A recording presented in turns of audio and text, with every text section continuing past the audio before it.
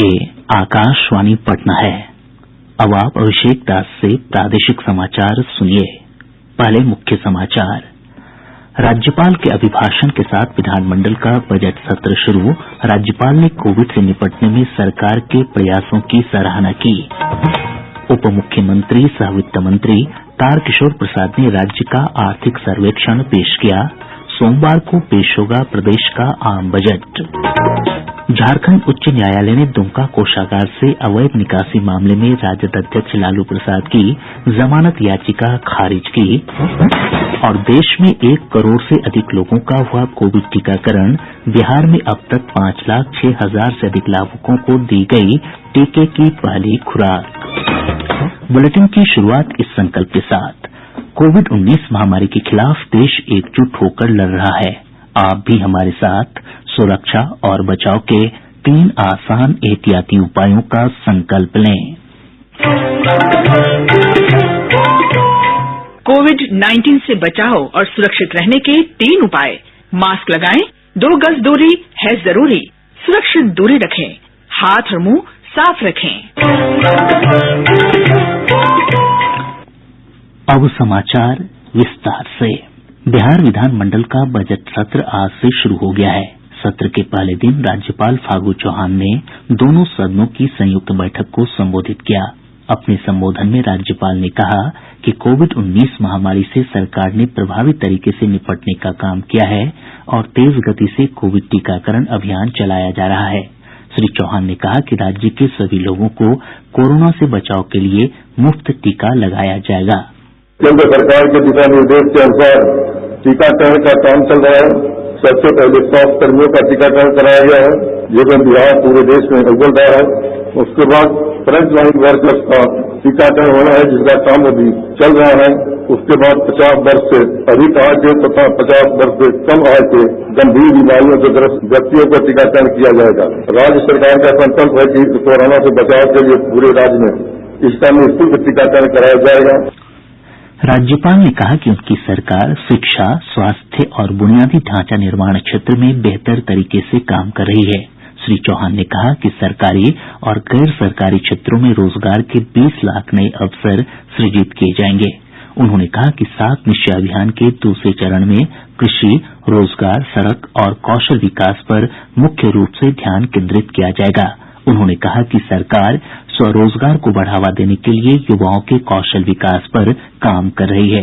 श्री चौहान ने कहा कि उद्यमिता को स्कूली पाठ्यक्रम का हिस्सा बनाया जाएगा। राज्य के प्रत्येक ITI एवं पॉलिटेक्निक संस्थानों में प्रशिक्षण की गुणवत्ता बढ़ाने के लिए कुछ अतिरिक्त सेंटर ऑफ एक्सीलेंस बनाया जाएगा। वैसे युवा जो ITI एवं पॉलिटेक्निक संस्थानों में नहीं पढ़ रहे हैं, उनके लिए हर जिले में कम से कम 1 मेगा स्किल सेंटर खोला जाएगा। इसके साथ प्रत्येक प्रमंडल में टूल रूम एवं ट्रेनिंग सेंटर स्थापित किया जाएगा। इन संस्थानों से प्रशिक्षण पाने के पश्चात युवाओं को रोजगार के बेहतर अवसर प्राप्त होंगे। महिला सशक्तिकरण के प्रति सरकार की प्रतिबद्धता को व्यक्त करते हुए राज्यपाल ने कहा कि उच्चतर शिक्षा के लिए प्रेरित करने के उद्देश्य से अब इंटर पास अविवाहित छात्राओं को 25,000 और स्नातक उत्तीर्ण छात्राओं को 50,000 रूपये की आर्थिक सहायता देने का निर्णय किया गया है। उन्होंने कहा कि थाना, प्रखंड, अनुमंडल और जिला स्तरीय कार्यालयों में महिलाओं को अधिक संख्या में पदस्थापित कर उनकी भागीदारी बढ़ाई जाएगी। राज्यपाल ने कहा कि सरकार सामाजिक न्याय के साथ विकास के लिए प्रतिबद्ध है। राज्य सरकार न्याय के साथ विकास का नजरिया रखते हुए सभी क्षेत्रों में सभी तबकों के उत्थान के लिए कृत संकल्पित है। राज्य में विकास की रणनीति समावेशी, विकेंद्रीकृत होने के साथ आर्थिक प्रगति पर आधारित है। शिक्षा, स्वास्थ्य, आधारभूत कृषि तथा वंचित वर्गों के विकास तथा कल्याण के लिए जो अनेक योजनाएं सफलतापूर्वक चल रही हैं। राज्यपाल ने कहा कि भ्रष्टाचार के प्रति जीरो टॉलरेंस की नीति का कड़ाई से अनुपालन किया जा रहा है। निगरानी जांच ब्यूरो ने पिछले वर्ष ट्रैप कांड में पकड़े गए 32 मामलों में भ्रष्ट लोक सेवकों के खिलाफ कार्रवाई की है। उन्होंने कहा कि भ्रष्टाचार में लिप्त लोगों के खिलाफ धन शोधन अधिनियम के अंतर्गत कार्रवाई की गई है। अवैध तरीके से अर्जित की गई संपत्तियों को जब्त करने के लिए 161 प्रस्ताव प्रवर्तन निदेशालय को भेजे गए हैं। इनमें से 28 अभियुक्तों की लगभग 46 करोड़ रुपए की परिसंपत्तियां जब्त की गई हैं। राज्यपाल ने कहा कि कृषि क्षेत्र के समग्र विकास के लिए रोड मैप लागू किया गया है। जैविक खेती को बढ़ावा देने के लिए गंगा नदी के किनारे 13 जिलों में जैविक खेती शुरू की गई है। उन्होंने कहा कि किसानों को लाभकारी योजनाओं से जोड़ने के साथ साथ उन्हें उनकी उपज का उचित मूल्य भी दिलाया जा रहा है। चालू सीजन में 4,14,000 से अधिक किसानों से 30 लाख मीट्रिक टन से अधिक धान की खरीद सरकार द्वारा की जा चुकी है। उप मुख्यमंत्री सह राज्य के वित्त मंत्री तारकिशोर प्रसाद ने आज विधानमंडल के दोनों सदनों में वित्तीय वर्ष 2020-21 का आर्थिक सर्वेक्षण पेश किया। आर्थिक सर्वेक्षण में राज्य की अर्थव्यवस्था की स्थिति का विवरण दिया गया है। श्री प्रसाद ने आर्थिक सर्वेक्षण की मुख्य बातों के बारे में संवाददाताओं को जानकारी दी। उन्होंने कहा कि बिजली के क्षेत्र में प्रति व्यक्ति उपभोग की क्षमता 2019-20 में बढ़कर 332 किलोवाट प्रति घंटा हो गई है। यह 7 साल पहले 145 किलोवाट प्रति घंटा था। 145 किलो वाट पर आवर का आंकड़ा था, उसे वह बढ़कर 2019-20 में 332 किलोवाट पर आवर हो गया है। और सरकार ने 7 निश्चय के तहत हर घर बिजली योजना के तहत 39,073 गांवों के सभी 106 लाख ग्रामीण टोलों में विद्युत कनेक्शन, विद्युत आपूर्ति पहुंचाने में एक बड़ी सफलता पाई है, जो कि श्री प्रसाद ने कहा कि बेहतर शिक्षा व्यवस्था के कारण स्कूलों में ड्रॉप आउट की दर भी कम हुई है। अगर हम वित्तीय वर्ष 2018-19 की चर्चा करें तो 148.35 लाख और उच्च प्राथमिक स्तर पर कुल नामांकन 69.34 लाख था। और इसके कारण एक जो बड़ा प्रभाव हुआ, जो ड्रॉप आउट का जो रेट है उसमें लगातार गिरावट आया।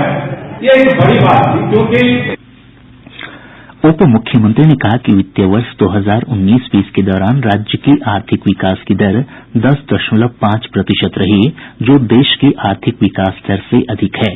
श्री प्रसाद ने बताया कि राज्य में प्रति व्यक्ति आमदनी सकल राज्य घरेलू उत्पाद के वर्तमान मूल्य पर 50,735 रूपये है। उन्होंने बताया कि 2019-20 में सबसे अधिक विकास दर सेवा क्षेत्र में दर्ज की गई है। उप मुख्यमंत्री सोमवार को वित्तीय वर्ष 2021-22 का आम बजट पेश करेंगे। प्रादेशिक समाचार आप आकाशवाणी पटना से सुन रहे हैं।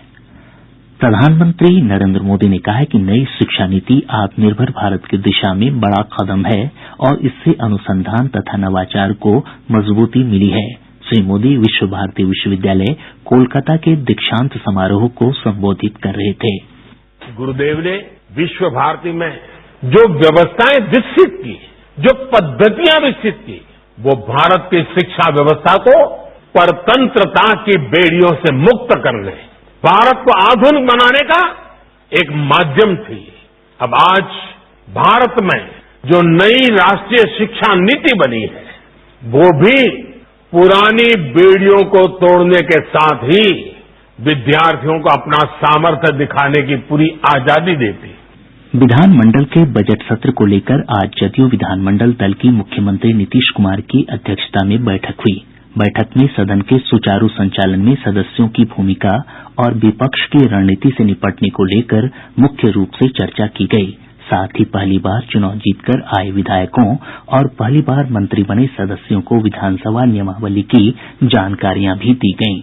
मुख्यमंत्री नीतीश कुमार ने जमुई में मैट्रिक के प्रश्न पत्र लीक होने के मामले की जांच का आदेश दिया है। श्री कुमार ने इस संबंध में बिहार विद्यालय परीक्षा समिति के अध्यक्ष आनंद किशोर से बात कर पूरी स्थिति की जानकारी ली। गौरतलब है कि आज विधानमंडल सत्र के दौरान नेता प्रतिपक्ष तेजस्वी प्रसाद यादव ने इस मामले को प्रमुखता से उठाया था। झारखंड उच्च न्यायालय ने राजद अध्यक्ष लालू प्रसाद की जमानत याचिका खारिज कर दी है। न्यायमूर्ति अपरेश कुमार सिंह की पीठ ने दोनों पक्षों की दलीलें सुनने के बाद ये फैसला सुनाया। न्यायालय ने लालू प्रसाद की इस दलील को मानने से इनकार कर दिया कि उन्होंने दुमका कोषागार से अवैध निकासी के मामले में आधी सजा पूरी कर ली है। गौरतलब है कि लालू प्रसाद ने इसी आधार पर झारखंड उच्च न्यायालय में जमानत याचिका दायर की थी, जिसका सीबीआई ने विरोध किया था। राजद अध्यक्ष का अभी दिल्ली एम्स में इलाज चल रहा है। देश में अब तक 1 करोड़ से अधिक लोगों को कोविड के टीके दिए जा चुके हैं। स्वास्थ्य मंत्रालय के अनुसार अब तक 1,01,88,000 से अधिक लोगों का टीकाकरण हुआ है। बिहार में अब तक 5,06,000 से अधिक स्वास्थ्यकर्मी और अग्रिम पंक्ति के कार्यकर्ताओं को टीके की पहली खुराक दी जा चुकी है। वहीं टीके की दूसरी डोज लेने वालों की संख्या 32,569 है। प्रदेश में कोरोना से स्वस्थ होने वालों की संख्या 2,59,898 हो गई है। स्वस्थ होने की दर 99.22% है। फिलहाल कोविड के 512 मरीजों का उपचार चल रहा है। वहीं इस वैश्विक महामारी से राज्य में अब तक 1,531 लोगों की मौत हो चुकी है। छपरा स्थित राज्य खाद्य निगम एसएफसी के कार्यालय में कार्यरत 2 कर्मियों को रिश्वत लेने के आरोप में गिरफ्तार कर जेल भेज दिया गया है। पुलिस ने बताया कि निगम ने जन वितरण प्रणाली के दुकानदारों को कोरोना काल में सहायता देने का फैसला किया था। यह सहायता राशि देने के एवज में एसएफसी के कर्मचारी मोहम्मद जावेद जफर और निवेश आनंद दुकानदारों से रिश्वत ले रहे थे। गोपालगंज जिले के विजयपुर थाना क्षेत्र के मजबलिया बाजार में पिछले दिनों कथित रूप से जहरीली शराब पीने से 2 मजदूरों की हुई मौत के मामले में संबंधित थाना प्रभारी समेत 2 पुलिसकर्मियों को निलंबित कर दिया गया है। हथुआ के अनुमंडल पुलिस पदाधिकारी नरेश कुमार ने बताया कि जांच प्रतिवेदन के आधार पर थानाध्यक्ष मनोज कुमार और चौकीदार अमरेश यादव को निलंबित किया गया है। नालंदा जिले के सरमेरा थाना क्षेत्र के हुसैना गांव में अपराधियों ने एक पैक्स अध्यक्ष से 5 लाख रुपए लूट लिए। पुलिस ने बताया कि पैक्स अध्यक्ष बैंक से रुपए निकालकर घर लौट रहे थे, तभी पहले से घात लगाए अपराधियों ने हथियार के बल पर घटना को अंजाम दिया। खगड़िया की पॉस्को अदालत ने एक नाबालिग के साथ दुष्कर्म के मामले में दोषी ठहराये गए जैको ठाकुर और वकील मंडल को 20-20 साल कारावास और 10-10 हजार रुपए अर्थदंड की सजा सुनाई है। अदालत ने पीड़िता को 12 लाख रुपए मुआवजा राशि भी प्रदान करने का आदेश दिया। दूसरी तरफ बक्सर जिले की एक अदालत ने एक किशोरी के साथ दुष्कर्म के आरोपी अजय कुमार राम को 10 वर्ष कठोर कारावास और 30,000 रुपए अर्थदंड की सजा सुनाई है। बक्सर की ही एक अदालत ने हत्या के लगभग 3 साल पुराने मामले में 3 दोषियों को आजीवन कारावास और 25-25 हजार रुपए जुर्माने की सजा सुनाई। डॉक्टर ओम प्रकाश जमुआर ने दूरदर्शन केंद्र पटना के सहायक निदेशक कार्यक्रम के पद पर आज कार्यभार ग्रहण कर लिया। डॉक्टर जमुआर इससे पहले आकाशवाणी पटना के विविध भारती सेवा के प्रमुख के पद पर कार्यरत थे। कटिहार जिले के मुफस्सिल थाना क्षेत्र के अलग अलग थाना क्षेत्रों में छापेमारी कर उत्पाद विभाग की टीम ने 2 शराब तस्करों को गिरफ्तार किया है। वहीं कटिहार रेलवे स्टेशन पर राजधानी एक्सप्रेस ट्रेन से रेल पुलिस ने 4,500 पैकेट विदेशी सिगरेट जब्त की है। और अब अंत में मुख्य समाचार एक बार फिर। राज्यपाल के अभिभाषण के साथ विधानमंडल का बजट सत्र शुरू। राज्यपाल ने कोविड से निपटने में सरकार के प्रयासों की सराहना की। उप मुख्यमंत्री सह वित्त मंत्री तारकिशोर प्रसाद ने राज्य का आर्थिक सर्वेक्षण पेश किया। सोमवार को पेश होगा प्रदेश का आम बजट। झारखंड उच्च न्यायालय ने दुमका कोषागार से अवैध निकासी मामले में राजद अध्यक्ष लालू प्रसाद की जमानत याचिका खारिज की। और देश में 1 करोड़ से अधिक लोगों का हुआ कोविड टीकाकरण। बिहार में अब तक 5,06,000 से अधिक लाभुकों को दी गई टीके की पहली खुराक। इसके साथ ही आकाशवाणी पटना से प्रसारित प्रादेशिक समाचार का ये अंक समाप्त हुआ। कोविड-19 से बचाव और सुरक्षित रहने के 3 उपाय। मास्क लगाएं, 2 गज दूरी है जरूरी, सुरक्षित दूरी रखें, हाथ और मुंह साफ रखें।